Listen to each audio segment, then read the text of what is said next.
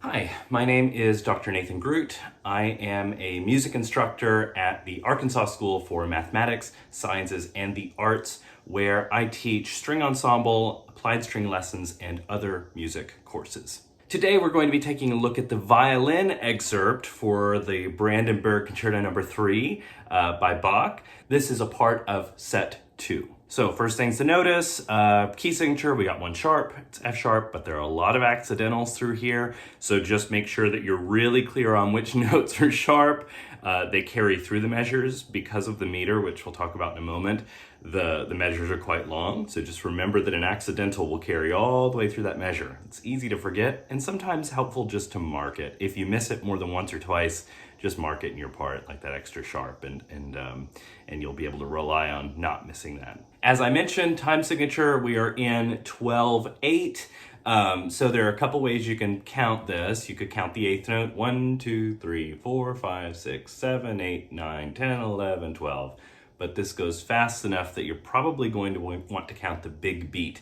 You'll notice that our tempo is given in the dotted quarter note. So 12/8 is a compound meter. So with each big beat, that compound meter, that means that there are 3 divisions within that. So there are 3 eighth notes, 1, 2, 3, 4, 5, 6, 7, 8, 9, 10, 11, 12, right? So we're going to start out, when we play through this later in the video, counting just the eighth note, but then we're going to very quickly move to counting the dotted quarter, and that'll help us with our sense of overall pulse, because we want to be feeling that dotted quarter note pulse. I have a few fingerings in here that I will put up on the screen.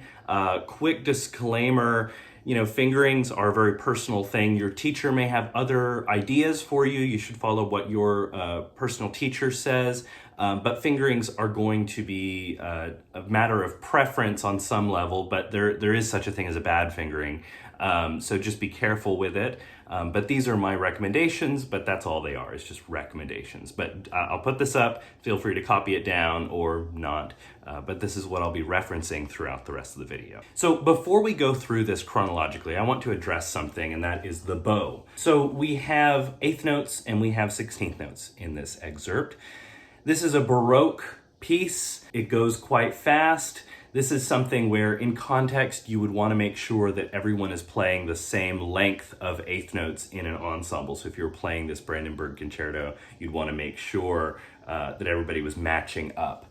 This is the type of eighth note that you're probably not going to play super legato and long. For one thing, you won't be able to speed it up. And then another thing is, if you play it even fast, it's not stylistically correct. This should have a little bit of a space after it. Bum, bum, bum, bum, bum, bum, bum, bum, bum. So just focus on the initiation of that bow stroke and don't hold it super long until the next note. Give it a little bit of a front end. Almost imagine if there might be a little bit of a staccato on it. This is going to sound a little bit more stylistically appropriate, in my opinion, for the era. In contrast, when you have 16th notes, be very on the string. So an example might be measure 19.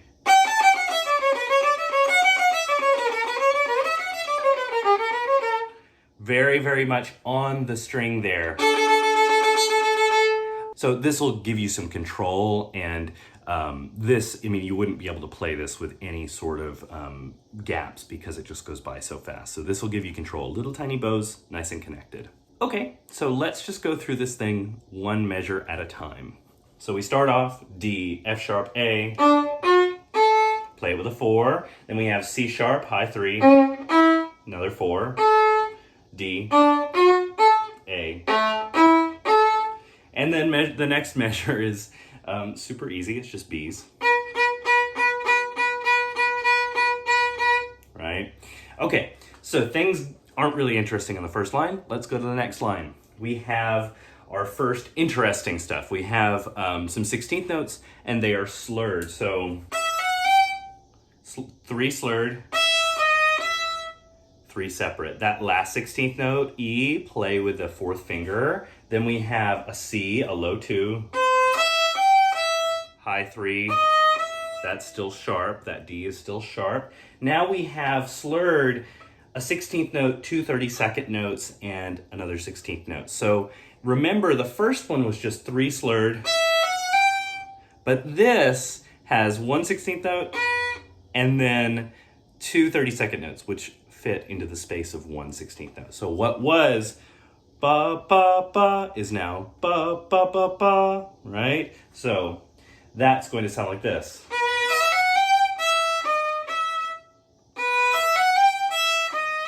That D sharp is still there, and then we have open A, high 3. So that measure slowly, 15 is.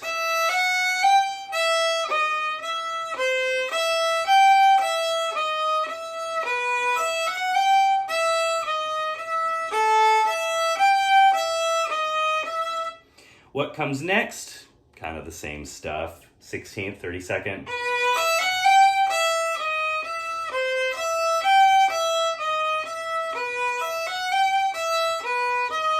And then on the last beat, here's where things change. We have a scale going down. There's our second line, okay? Now, third line, I like to start this with a 2. That way I can avoid doing the 1 1 1.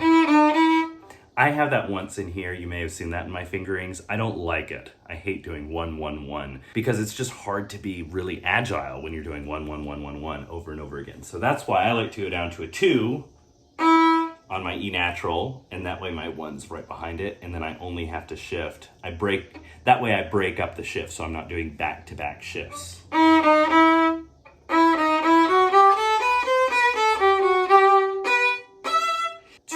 1 1, 2 1 1 2 3 open, 1 2 1 open, 3 2.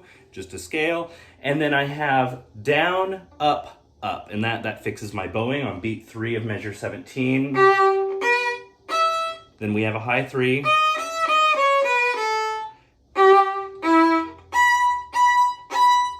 More B's. Now we have some more 16th notes. These are interesting because it's a descending step sequence. So we have every 2 beats, a pattern repeats, a step down. So let me show you that. We have this. Same thing, but a step down. Same thing, but a step down. So it happens 3 times. You may have noticed I wrote a little line for myself over the first note of each of those. What that does is, for me and for my audience, which if I were auditioning would be the adjudicators, communicates that I've identified this sequence and I'm sort of marking each copy of this pattern. And it's also musically what you would do if you're performing this concerto. Use a 4th finger there on that E. Then we have F sharp, next pattern, second repetition of the pattern. This is the one where I do 1 1 1. I hate it. Believe me, I hate it. If you can think of a better way, but it's because we're coming down on a scale. I don't know if I really want to go all the way down to a 2. So I'm doing a 1 1 1 begrudgingly. So we have. Now for the next one, I shift up to 3rd. I go to a 2 here, 4 on the C sharp, B, A sharp is right behind B, G sharp is a whole step below that, Show you that again, third position. And then we have eighth notes. 3, 1, 3, open. Using that open to get down to first position. This is still a C sharp, notice. And now we're on the next line. 1, 3, 1, 2, 2, 1. This is another opportunity to go down to half position. A 2 on that B. 2, 1, 1. 4.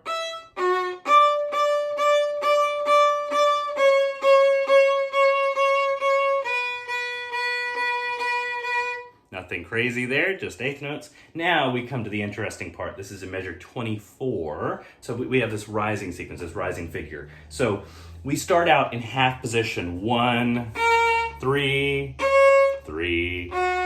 This is hard because we're having to hold the interval of a fifth. So when I go 1, 3, I'm putting my finger actually right between those two strings so that I can hold down the C sharp and the F sharp at the same time.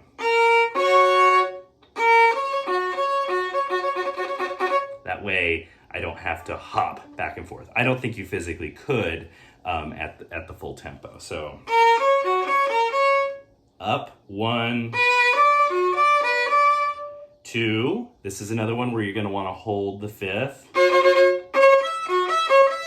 Shift up, second position, 2, 4, 1, 4, 2, 4. Now I shift down to a fourth finger, from that 4 down to an E, low 1.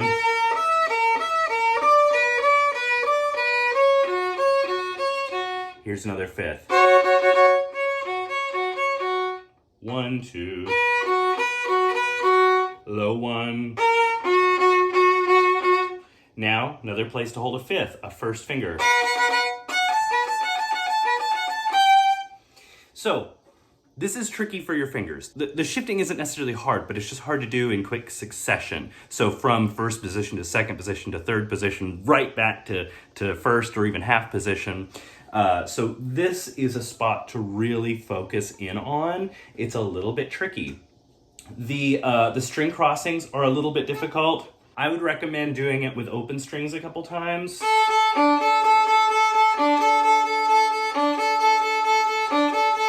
Like that. Sometimes I'll even use my left hand out in the air by putting my fingers against my thumb, so my thumb kind of becomes like a fingerboard. So I'll show you what I mean. It's a little hard to explain. I'll go.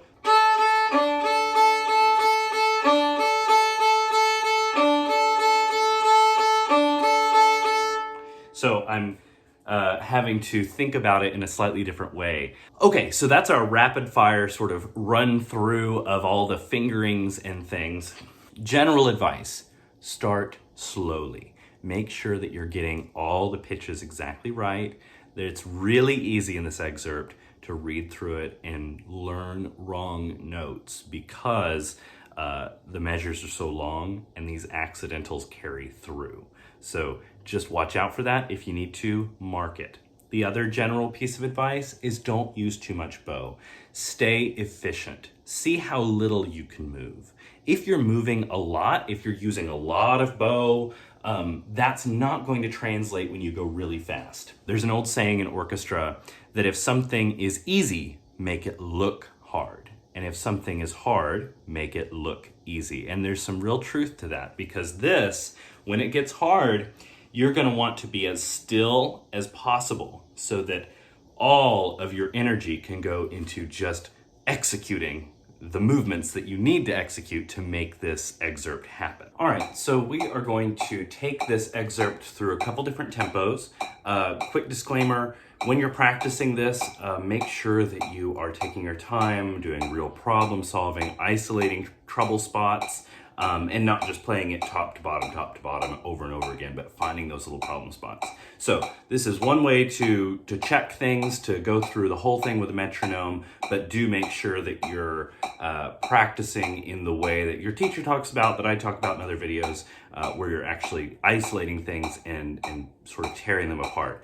But Feel free to play along with me, and this might be a way to determine sort of what tempo you are at in any given moment. 1 and ready and go.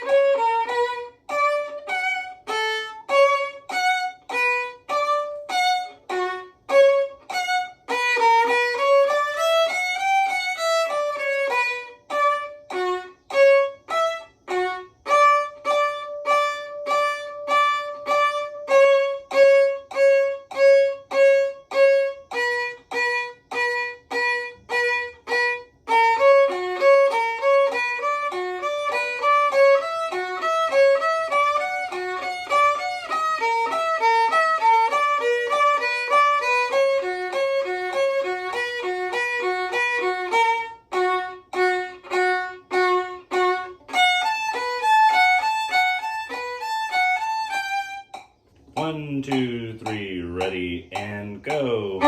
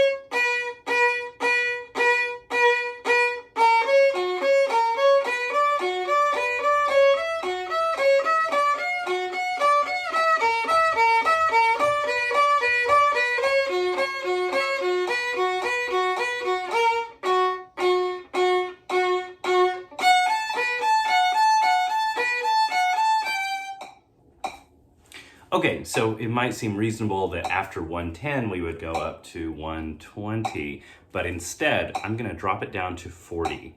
So we're in 12/8, this is a compound meter, which means the beat is divided into 3 parts, 3 equal divisions. So we are dividing 120 by 3 and getting 40. So 40 is now the dotted quarter note. So it goes 1 and 2 and 3 and 4 and just like that. So that's how we'll start counting it, and that's how we're going to make it to our goal tempo. So we are now at dotted quarter equals 40. 1 and ready and go.